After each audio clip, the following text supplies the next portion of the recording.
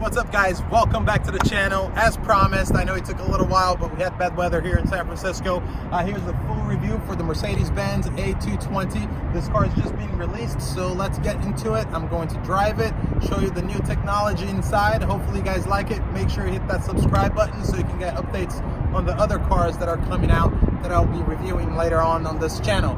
So please go ahead and press the subscribe button. Let's get started.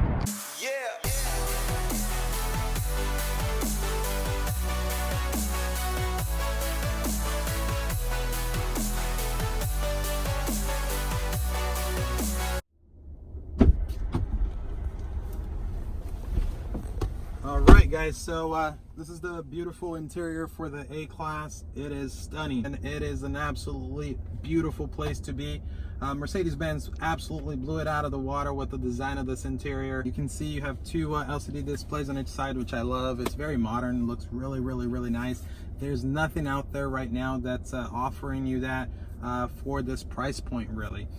You can control both LCD displays with the touch pads right here on the steering wheel, which is really neat. You can also do it from this touch pad here, which they redesigned. This is a lot more responsive than the previous one. If you get a little layer of dirt on there, it's still very responsive, and you get actually a haptic feedback, so you know when you selected something. This right here you can rest your hand on. A lot of people ask, what does it do? No, it's just so you can comfortably rest your hand on this. They did put a new wireless charging for your phone down here, the NFC charging. With that, you can just lay your phone on there. There's this little tricky thing here that a lot of people don't know what it's for. You pull it out. This is so whenever you put your phone on here and it's charging, you go over a bump or something like that, it gets thrown back inside so it doesn't fly out. Little things like that really make a difference. And you have your Apple CarPlay if you want to use it. Honestly, the display and the software that's used on this car is amazing. So even with the Apple CarPlay, I think people will find themselves working through the Mercedes-Benz software side of things a little bit more. It's very intuitive. One quick update on the Apple CarPlay. Mercedes-Benz now uses a USB-C. It's not your regular USB anymore. Everything is moving towards USB-C, and that's a big change. All of our cars take the USB. The A-Class is the first one to switch it to USB-C. So that's what you're going to need if you want to use the Apple CarPlay for the A-Class. This screen is now a touch screen, which is amazing. We've never had a touch screen with Mercedes before, so the A-Class is the first Mercedes-Benz to have a touch screen. You can just touch it. It's super fast, so it's not laggy like other cars. Very quick. You go to the radio, you want to select the radio station, swipe left and right just like as you would do on your phone. Super responsive. Finally a car that actually has a responsive LCD display. The buttons down here, very familiar, especially if you currently drive a Mercedes-Benz now. You can see that these buttons, the layout is absolutely identical to the layouts on all of our cars, but these buttons look very modern and they're really nice to the touch. It clicks and it gives you good feedback, and you know they are quality buttons. Another very neat feature that was added to this car, if you've been in the S-Class or if you've seen the S-Class interior, you can see that these vents are pretty much straight from the S-Class and our E-Class. They're called the turbine vents, and they look really nice. They do have an LED strip, so you can see it there, and it's really easy to close it and open it. That's exactly how you do it there. I like how they're from a much more expensive vehicle, and they are putting those touches even on our entry-level car now, which the A-Class is. You have a beautiful panorama moonroof. My GoPro's there, but Joe, if you could kind of record it there. You have a very open concept, especially if you're sitting in the back. This is a standard for the A-Class, by the way, so you're not paying any extra money to have your panorama moonroof on there. Okay guys, so just from the driver's seat here, you can see how everything looks very clean, very nice. The layout is awesome. Through this touch pad here on the left side, you can control the main display there. Right now we're set to sport, but we can change that display here, just swiping it through the touchpad. So we're gonna go to the right there, and then you can go to designs, and you have 3 to select from. This is the classic design, and we were in sport before. It's a theme, so it does change the background and the outlines of the screen also once you do that. And it's very, very easy to do. And if you get bored, you can always change it on the fly. If you want, you can actually change a rev limiter. You can take it out and actually add on the navigation on there. So this is much more helpful. You can have your radio playing on the right side here while you're still looking at the navigation screen and knowing where you're going. Overall, the A-Class does have a very well designed, beautiful designed interior.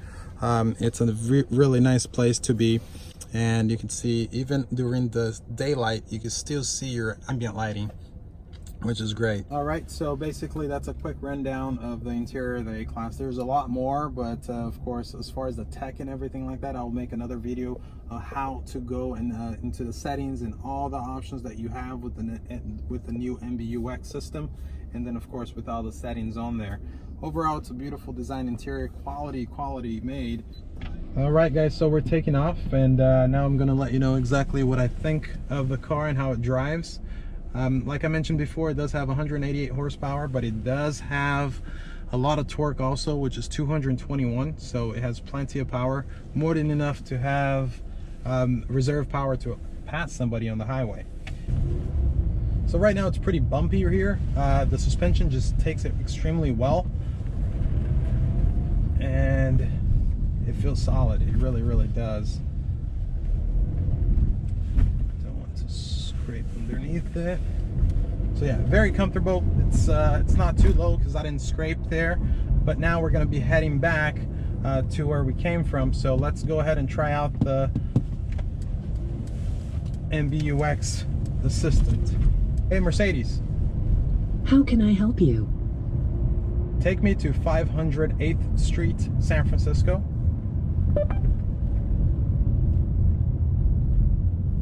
Please select an entry.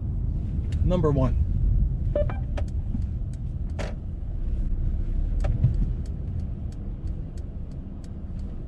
The route is being calculated. And there are a lot of tall buildings here, so it took a little while for it to load up, but you can see it there that it did its thing. This is the augmented reality. Hopefully you can see it, but it tells you exactly where you need to turn. Once you're getting close to an intersection, it's going to pop up, show you the arrow and the name of the street. This is amazing. All right, and of course the A-Class is really quiet for what it is. It's definitely, it does have the Mercedes-Benz DNA. It still feels like a Mercedes. It picks up really quick. It does have your torque whenever you need your torque. You're going to get very quick acceleration from a stop, and also if you need to overtake somebody, you can overtake it very easily. People ask if 188 horsepower is enough for the car. It's more than enough. I mean, if you understand how horsepower and torque works, horsepower basically, if you're moving, it gets you to go quicker. If you're not moving, what is important is your torque. So if you're at a stop or something like that, 221 foot-pound of torque is plenty. It is a turbo engine, so again, you're gonna get great gas mileage out of it, and it just handles pretty amazing around town. It's very, very quick and also agile for you to cut between traffic if you need to, or if you're in the highway and you need to overtake somebody. The A-Class does everything pretty nicely. You do have different drive modes. Right now I drove it mainly in comfort mode because honestly that's what people are going to be driving out, say 70% of the time. The car does a good job anticipating what you're doing by how far along your foot is down the gas pedal, but of course if you switch it to sport, you're going to have a steering wheel that's a little bit more stiff than your usual steering, and the transmission will shift at a higher RPMs, and of course your gas pedal will be a little bit more sensitive. It's great, especially if you're going into the highway and you need the speed to overtake or to actually merge. It is a great feature to use. You can use it on the fly anytime, but now we're back. We're going to be returning the car now. I hope you enjoyed the video. Of course, I don't know if I covered everything. I will be putting the video together.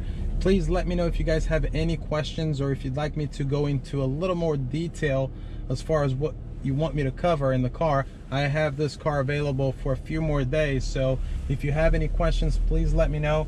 Make sure you hit the subscribe button, subscribe to the channel. I'll be making a lot more videos in the future.